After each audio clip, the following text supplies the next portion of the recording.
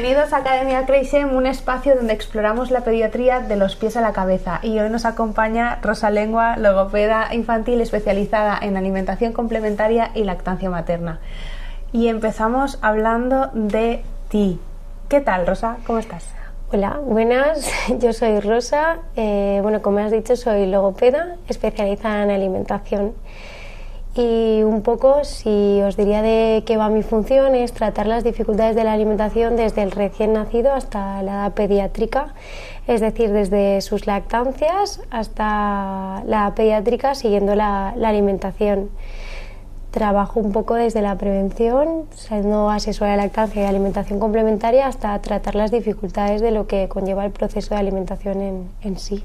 Porque si eso que tú dices lo trasladamos de alguna manera a la práctica, ¿cuál sería el típico caso que te acude a consulta que dices, esto es lo que yo veo habitualmente en mi día a día? Te diría que los casos más frecuentes que veo son lactancias maternas con dificultades y alimentaciones complementarias o trastornos de la alimentación, dificultades en lo que es el proceso de alimentación en sí. Porque el proceso de alimentación, a pesar de que parece que nacemos sabiendo comer, es un proceso que se aprende, ¿no? En el que tú acompañas. Exacto. El proceso de alimentación es un proceso que se aprende desde cero, es una conducta que aprendemos y que tiene muchas connotaciones culturales y una de las conductas más complejas que aprenden los niños en su primer año de vida. No es un reflejo, es una conducta aprendida. Y aquí viene la gran pregunta y es... ¿cómo se aprende a comer? Te diría que aprendemos a comer comiendo. Estaría bien. Si nos ponemos, no aprendemos a comer.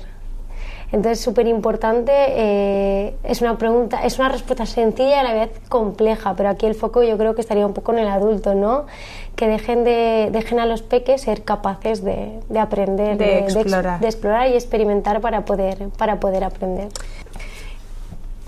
Y ya has dicho que se aprende a comer comiendo y obviamente hay unos niños que son normotípicos y que quizá pues se hace un poco de forma más natural o innata, pero tenemos un gran grupo de niños en los que quizá nos encontramos alguna dificultad y dificultades importantes como quizá alteraciones en el neurodesarrollo o otro tipo de problemas. ¿Nos puedes explicar cuáles serían estos pacientes y niños y familias en los que tú tienes un papel más prioritario? Te diría, como así a rasgos generales, no podría resumirlos todos, pero te diría que nos encontramos sobre todo niños y niñas con daño neurológico, niños y niñas con alteraciones craneofaciales, niños con prematuridad, niños o niñas con alteraciones genéticas o síndromes o con alguna alteración estructural que conlleve la dificultad en esa fase o en esa conducta de la alimentación. De manera más específica, pues te diría que el niño con daño neurológico va a tener tanto problemas en el procesamiento del alimento como en el tragado. Y es decir, tanto en la recepción del estímulo, es el notar o detectar el alimento en boca para poder o saber procesarlo. El niño con alteraciones craneofaciales pues va a tener una dificultad, pues por ejemplo, algo que se conoce más de manera más habitual o que la población conoce, pues el niño o la niña con fisura labioalveolo-palatina. Hay una alteración estructural que limita o dificulta esta fase preparatoria del alimento, es decir, poder hacer el alimento pastita para poder tragarlo. En los niños prematuros verás más, a lo mejor, esa falta de maduración, ese retraso motor, que también al final la conducta alimentaria es un acto motor, entonces también va en ralentí o en fases más poco a poco, y tenemos que respetar ese ritmo. Y te encuentras dificultades pues del proceso de succión, deglución, respiración, y en la alimentación complementaria ves ese desnivel a nivel motor que nos falta, o esa maduración para poder llegar a empezar esa alimentación complementaria. Y en las alteraciones genéticas te diría pues que dependerá mucho de la alteración o la sintomatología asociada que tenga. Y entonces ahora me pongo en modo pediatra. Tengo un paciente que tiene un daño neurológico, que ha sufrido una parálisis cerebral infantil por cualquier motivo y lo veo en consulta. Empezamos alimentación, lactancia materna, lactancia artificial. qué cosas tengo que ver o cuándo debería de derivar a este paciente a una logopeda como tú? Pues a ver, un poco en los casos que he comentado antes, el paciente con daño neurológico casi siempre va a tener la alimentación, algo de alimentación afectado. De hecho, es de las primeras sintomatologías que ves, ¿no? Pues ves esa succión desorganizada o que no termina de... Ya no es como un prematuro que ves una descoordinación, sino un patrón que no corresponde a lo que estás actualmente viendo. Entonces, para mí es una de las señales de más alerta de manera más temprana. Entonces, creo que siempre van asociadas estas dificultades de alimentación con estos niños con daño neurológico. Te diría que casi siempre necesitarían esa ayuda o ese acompañamiento o esa rehabilitación, incluso esa terapia de intervención para poder conseguir tanto la lactancia como la alimentación complementaria en sí.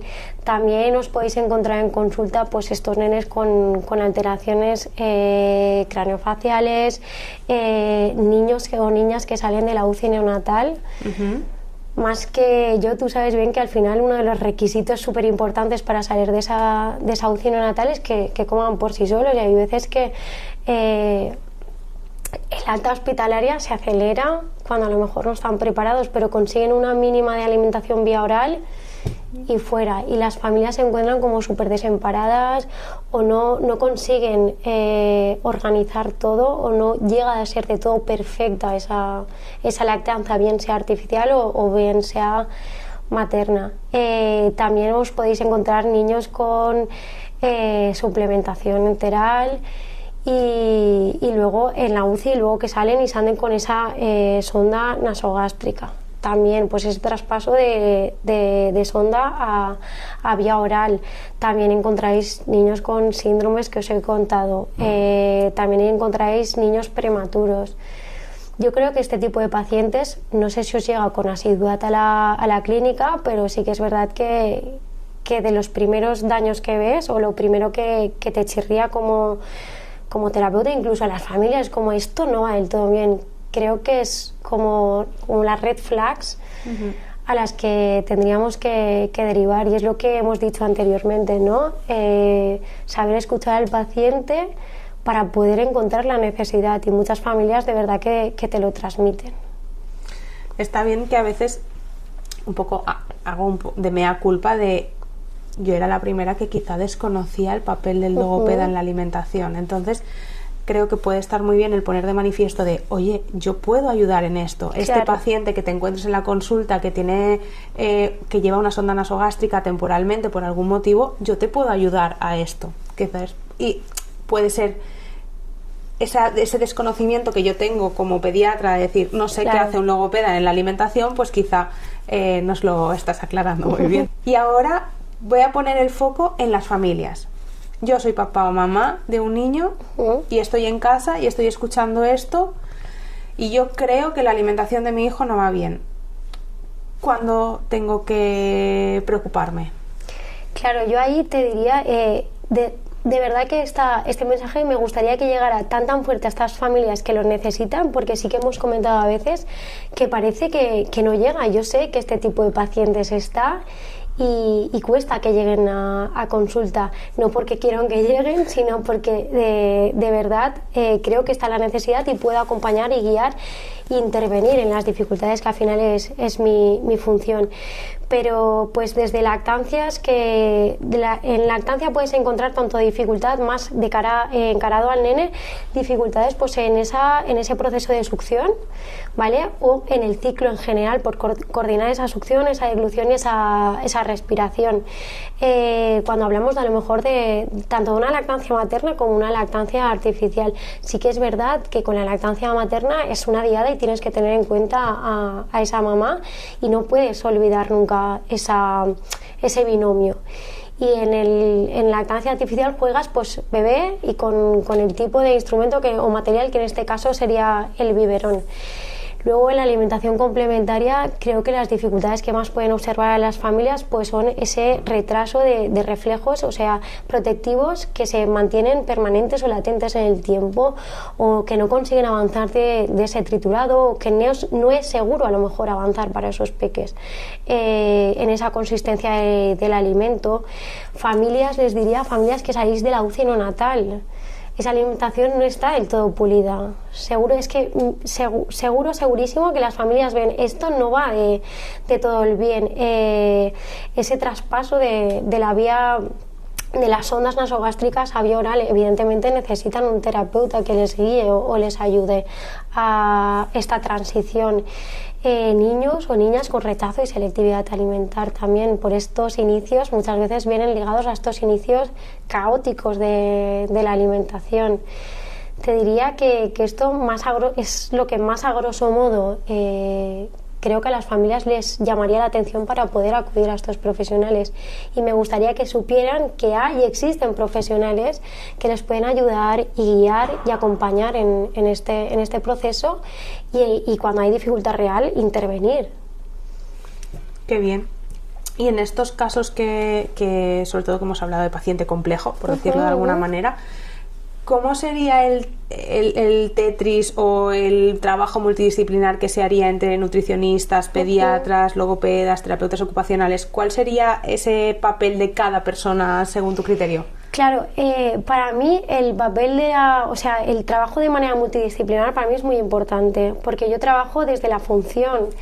Entonces, la relación que establezco con las familias es muy, muy fuerte, y muchas veces te han llegado a transmitir, pues es que como cada profesional nos dice una cosa, no sabemos a dónde acudir o qué seguir. Para ellos es muy importante, todos los profesionales a los que acuden son importantes, pero claro, tenemos que remar todos a uno. Nosotros tenemos que ver al paciente como un uno. El cuerpo funciona de manera global, no podemos separarlo por partes y cogerlo en pincitas. Yo trabajo, esto es la boca y es cuando come, pues yo me quedo ahí. Pero no puedo olvidar que a lo mejor este nene está pasando por un proceso vírico y que a lo mejor necesito de alguna medicación por el pediatra, de algo de fisioterapia respiratoria, problemas digestivos. Quiero decir, al final, que todos vayamos a la familia les da mucha seguridad y tranquilidad. Y que cada terapeuta les diga pues esto y esto, ellos entran en un bucle de angustia e incertidumbre más allá de la que ya conlleva la propia patología en sí. Entonces creo que rememos todos a una es muy fácil para la familia y yo creo que muy fácil para nosotros, porque al final que tú veas todo el contexto que tiene el paciente te ayuda a ser mejor en la intervención. Es que el proceso o el resultado va a ser mucho mejor. Ahora vamos a generalizar un poco más. Nos vamos a poner en el papel del logopeda en el día a día de los niños y de las familias.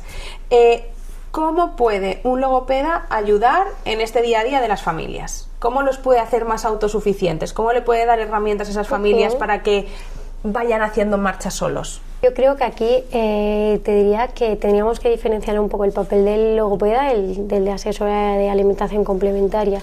El papel del logopeda interfiere de manera en las dificultades como intervención, y evidentemente tú tienes una formación en la que trabajas la sintomatología y haces un tratamiento para llegar al objetivo que tú quieres como terapeuta. Y la asesora de alimentación complementaria trata pues de manera de prevenir para que estas dificultades sean cada vez menores o incluso que no lleguen a darse. Pero tanto como logopeda como asesora de alimentación complementaria, yo lo que intento es dotar a las familias de herramientas, es decir, hacerlos partícipes, y que ellos poco a poco vayan cogiendo estrategias para que cada vez recurran menos a mi figura como terapeuta o como asesora de alimentación complementaria, como dotarles, instrumentalizar a la familia, darles recursos y herramientas para que puedan llegar a los objetivos que ellos quieren como familia y a los objetivos que yo quiero como terapeuta.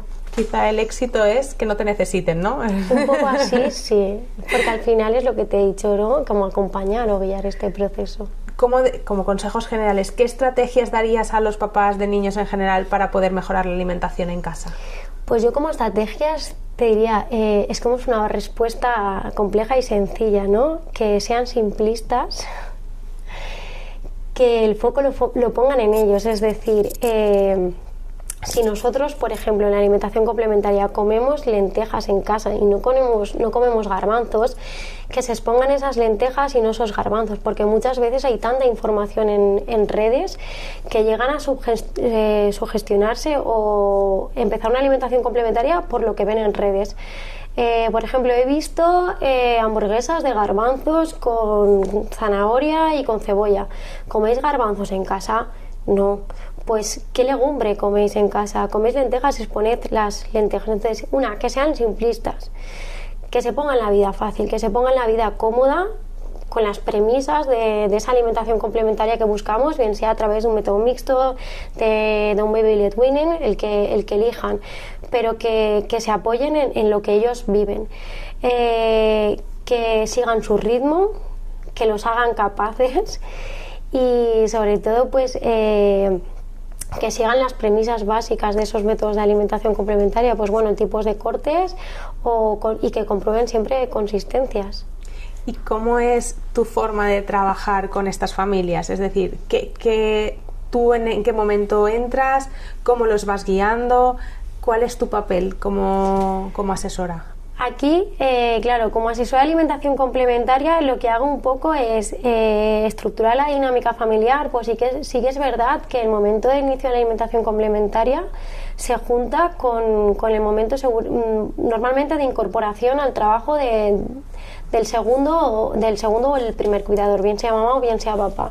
Y solemos delegar, no en todas las familias, hay familias que sí que tienen o la disponibilidad para tener esos momentos con los peques, pero hay familias que delegan en un tercer cuidador, que son normalmente los abuelitos o incluso las escuelas infantiles. Entonces sí que es verdad que organizamos un poco la dinámica familiar, revisamos un poco el menú o la variedad de alimentos que suelen consumir, realizamos un mínimo de exposiciones, como que establecemos una rutina en base a su alimentación, y sí que pues les guío en el método de presentación del alimento y les explico sobre todo cómo funciona el proceso de alimentación, pues todas las fases por las que pasamos: fase anticipatoria, la fase preparatoria, la fase faríngea y la fase esofágica, ¿vale? En términos que ellos lo lleguen a entender, para que sepan cómo funcionan nuestros reflejos protectivos y por qué es bueno que aparezcan durante la alimentación complementaria. Otra cosa sería que se mantenieran latentes en el tiempo y que no desaparecieran. Como que ir poco a poco adaptándose o remando con ellos para conseguir el objetivo que ellos quieren y el objetivo que yo sé que es el que tenemos que llegar para establecer esa alimentación perfecta que yo quiero, ¿no? Pues tener señoritas y señoritos en la mesa a los 12 meses. Y un poco mi función como logopeda sería pues intervenir en la dificultad. Yo intento instrumentalizar o dar estrategias a las familias, pero tampoco puedo descargar mi papel o mi formación sobre la familia. No son terapeutas, son familias. Y lo has comentado un poco de pasada, pero parece que ahora desde las redes o desde todas las cuentas hay muchísimas recetas, todas súper saludables, todas complejas. ¿Qué opinión tienes tú sobre trasladar estas súper recetas a la dinámica familiar? Para mí lo de las recetas es un gran aliado para familias que sí que es verdad pues que tienen o disponen de tiempo o les gusta ese momento de cocinar. Incluso te diría, pues cuando son incluso más mayores, es un momento de compartir en el que es a nivel de experimentación es súper, bueno, una actividad súper completa y que es muy bonita a nivel familiar, pero como te he comentado, se junta el inicio de la alimentación complementaria con la reincorporación a la mamá del trabajo, más si doy pecho, a ver con quién, cuándo me extraigo la leche, tendrá leche suficiente, cogerá el biberón, la abuelita, es como un momento bastante angustioso, y pensar, luego empieza la alimentación complementaria, reubicar otra vez rutinas. ¿Tenemos tiempo realmente para preparar esas recetas? Entonces, con toda la información que llega, que al final es abrumadora y no sabes dónde canalizar ni poner el filtro, porque hay tanta actualmente que no sabes lo que es bien y lo que vas a hacer mal. Entonces, están bien puntualmente pues para momentos que tú tengas para preparar y para ofrecerle. Pero sí que es verdad que me pasa muchas veces en consulta de no, porque yo he visto que se corta así o así o asá, pero realmente luego cuando ves al nene, pues bueno, este tipo de corte es el que se da en las redes, pero igual no es el más adecuado para este peque. Igual necesita un corte más grueso porque no tiene tanta habilidad motora fina, o la precisión del movimiento no es tan buena como a lo mejor otro peque que he visto antes, y entonces el tipo de corte a lo mejor es el mismo pero más grueso. Entonces como que ligan mucho su manera o incluso los alimentos que presentan a lo que ven en las redes, y que a mí sí que me gustaría como un poco desmitificar esto. ¿Coméis, no sé, los garbanzos o las lentejas que te he dicho antes? ¿Cómo podemos presentarlos o cómo podemos adaptarlos para que sean seguros y efectivos, para que se autoalimenten por ellos mismos? Entonces, por lo que veo, es muy importante la alimentación familiar, porque es la alimentación familiar la que vamos a trasladar al niño. Exacto. No vamos a hacer una alimentación para el niño y la familia vamos a ir por otra parte. Entonces, ¿cómo se puede lograr una transición desde esta alimentación complementaria hacia una alimentación saludable, equilibrada en la familia? Pues yo te diría aquí que yo el foco lo pongo desde el principio en la familia. Para mí el foco es el adulto, es cómo comemos y qué vamos a ofrecerle de nuestra comida a nuestro bebé. Entonces es súper importante. Realmente yo no llego a hacer nunca una transición. Sí que es verdad que hay un momento de la intervención que yo llevo un seguimiento en los que me hago una comparación de menús, registrarme lo que coméis y registrarme lo que come el bebé. Y hay veces que todavía ves algo de discrepancia, pero la idea es que el bebé coma de lo que come el adulto, es decir, el bebé se adapta a la dieta familiar y no es el adulto el que se adapta a la dieta de la familia. Muchas veces algunas mamás o papás me dicen, no, porque yo he pensado que ahora nosotros podríamos hacer esfuerzo de comer de esta manera. Y yo, pero a ver, ¿cómo vamos a comer hamburguesitas de garbanzos? Es que no tiene ningún sentido. ¿Coméis carne o no sé, la hamburguesita de pollo? Pues es presentarles el pollo, no hace falta a lo mejor que... ¿Cómo vamos a adoptar este tipo de pollo para presentárselo al bebé? Pero no es el bebé, o sea, la familia quien se tiene que adaptar al bebé, sino todo lo contrario. Entonces la transición desde el principio, o sea, es que para mí no existe, o sea, desde el principio el bebé come de lo que come la familia. Y nos vamos a el súper tema de actualidad, Baby Led Weaning, alimentación guiada por el bebé. Está súper de moda. La pregunta es corta pero larga. ¿Es recomendable para todos? Yo te diría que el Baby Led Weaning es recomendable, pues las premisas que lleva en sí, ¿no? Como recopilar los beneficios que tiene y seguir esas premisas, pero obviamente hay muchos casos que sí que tienes que realizar adaptaciones. Pero sí que es verdad que si comparas un método tradicional con el Baby Led Weaning, gana ese Baby Led Weaning. ¿Qué ofrece? Yo siempre les digo a los papás, ¿cómo vas a apartar la mano del fuego si no notas que te estás quemando? Es decir, la información motora, es decir, las acciones motoras que hace nuestro cuerpo, como es el acto de comer, requieren o precisan de la entrada de una información sensorial. Es decir, notas que te estás quemando y retiras la mano del fuego. ¿Cómo influye un triturado en esta respuesta motora del acto de comer? Si a nivel sensorial, ¿qué les llega a aportar? Siempre la misma consistencia, la misma textura, la misma temperatura, el mismo sabor. no hay autonomía tampoco por ellos, ¿qué llega a aportarles? ¿Cómo van a aprender a comer? ¿No van a aprender a comer nunca? O si no se les expone, claro, es decir, si no hacemos esa transición y en el momento que ellos procesan ese alimento, siempre es el mismo input sensorial, siempre van a procesar el alimento de la misma manera. Como un amasado y trago, nunca van a evolucionar en ese proceso de masticación. ¿Es bueno? Sí, pero hay que mirar cada caso en particular y si es necesario, hay nenes que funcionan perfectamente desde el principio y hay nenes que hay que realizar pequeñas adaptaciones hasta llegar al objetivo que queremos, y hay nenes evidentemente con patología que sí que tienes pues una alimentación que debemos adaptar y medir y ir poco a poco. Y en algunos países está aumentando la prevalencia de trastornos de la alimentación infantil relacionados con la textura. ¿Cómo podemos prevenir estos problemas en la infancia? ¿Quiere decir que si no hacemos un BLV siempre vamos a tener problemas con las texturas o cómo lo podemos abordar? No, sí que es verdad que existe una ventana crítica en el que, o el periodo sensible del que hablamos, en el que se tiene que exponer al bebé a estas consistencias, a estas texturas, a estos sabores, pero no quiere decir por eso, porque encuentras de todo en clínica, que si no haces este tipo de método vas a tener rechazo y selectividad alimentar, o si lo haces no vas a tenerlo. Encuentras de todo, pero sí que es verdad que juega un papel muy preventivo, la evidencia científica está ahí, pero sí que es verdad que el rechazo y la selectividad alimentar, cada día estos problemas son cada día más evidentes en el ambiente. Laura, en los comedores escolares es obvio esta problemática. Las familias cada vez descargan más la responsabilidad nutricional de sus pequeños en el comedor escolar, y el comedor escolar es para nada un ambiente tranquilo para poder abordar estas dificultades. Como familia no podemos dejar esa responsabilidad al comedor escolar.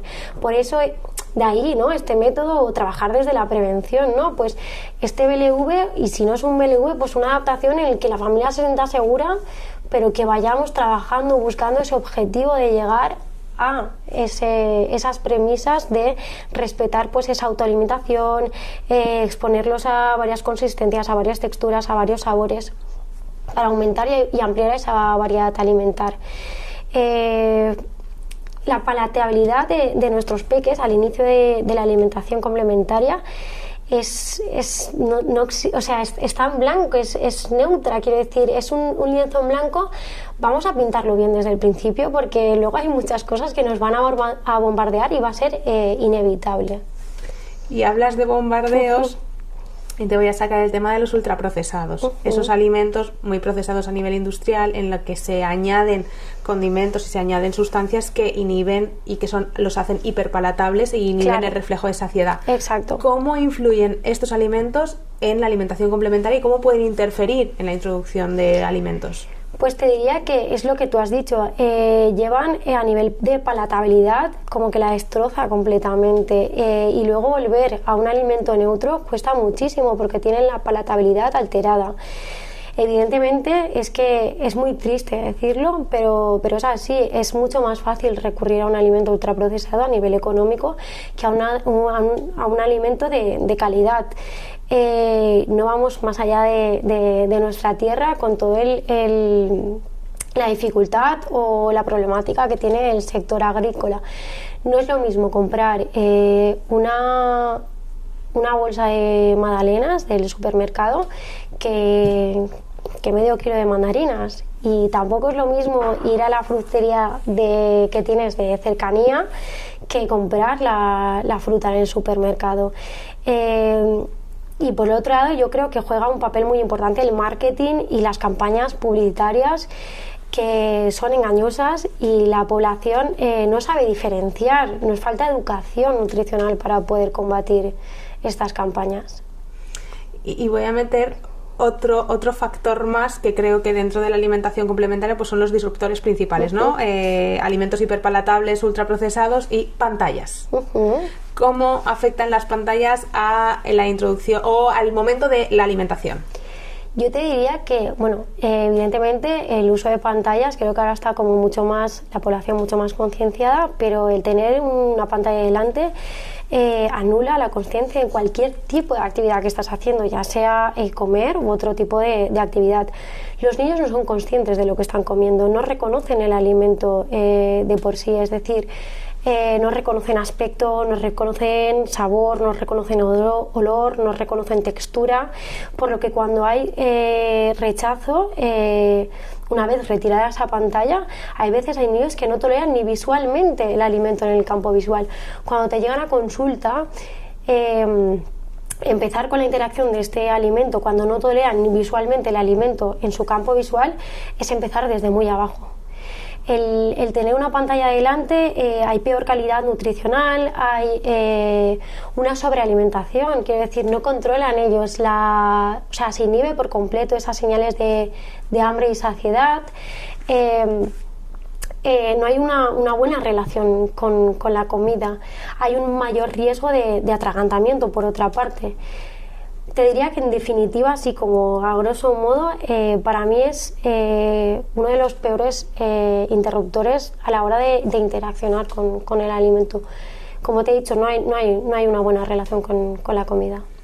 Y yo creo que ya un poco por terminar, hemos repasado el papel del logopeda dentro y de la asesora de alimentación complementaria dentro de esos niños con patología neurológica, prematuros, alteraciones craneofaciales, desde cómo acompañas a las familias en su día a día para empoderarlos y capacitarlos para que sean capaces de llevar esto, y qué elementos externos a la alimentación, como pueden ser los alimentos procesados y las pantallas, pueden influir en la alimentación de los niños y en su futuro en una alimentación saludable.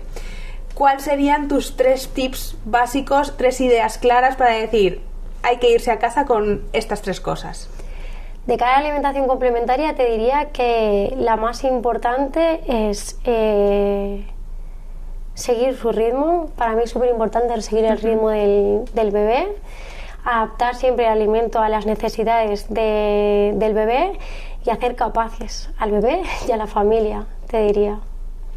Pues muchas gracias, Rosa, por haber estado aquí, por darnos luz sobre estos temas que ahora hay tanta información, y te esperamos en próximos episodios. Vale, yo lo que quería agradecerte sobre todo es que, pues bueno, que me hayas invitado para dar voz a la logopedia, porque para nosotros, desde nuestro campo, la logopedia en el campo de la alimentación no se conoce, y para mí es bueno, yo creo que para todos los logopedas especializados en alimentación es un desafío, una constante lucha todos los días, y sabes que el desafío o que la necesidad está ahí. Así que encantada, y que agradezco infinitamente que nos hayas podido dar